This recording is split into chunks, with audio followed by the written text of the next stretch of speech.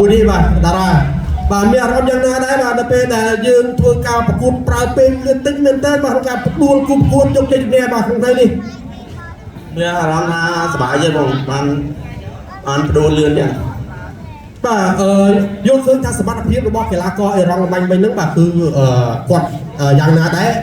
กดกู้บอกไปไม่ได้ซาตากาเพื่อประให้ระบบกดบ่าหรือก็จีบไปไปเซ็นไว้อยู่ไม่น่าเพื่อให้บอกก้อนบอกกดรอดอ่ะบ่าให้ประกำลังออกประมาณเท่าไรได้ไหมมึงทางนี้เพื่อตอนจริงกลางของผมบ่าอ๋อไป30 ปีแล้วมาตั้งไหน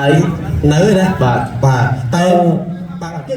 ខ្ញុំមានសំណួរមួយចង់សួរតារាខ្ញុំតាមដានតារាប្រកួតអន្តរជាតិមិនងាយចាញ់ទេគិតមកដល់ឥឡូវមានចាក់មានប្រកួតប្រហែលដងហើយអន្តរជាតិលទ្ធផលអីមិនដែរបាទខ្ញុំប្រកួតអន្តរជាតិបាន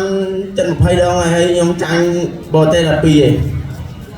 ចាញ់12ទេបាទភាគច្រើនដូចជាផ្ដួលស្លាប់ទៀតណាបាទតារាមានផ្ដួលស្លាប់ហើយនឹងឈ្នះបន្ទុកខ្លាំងបាទគឺពិតជាទំពាំងស្នងសេគុណខ្មែររបស់យើងមែនតើបាទចឹង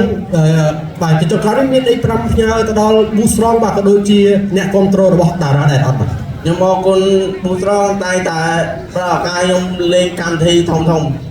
ហើយចង់ខ្ញុំនឹងខំប្រឹងហាត់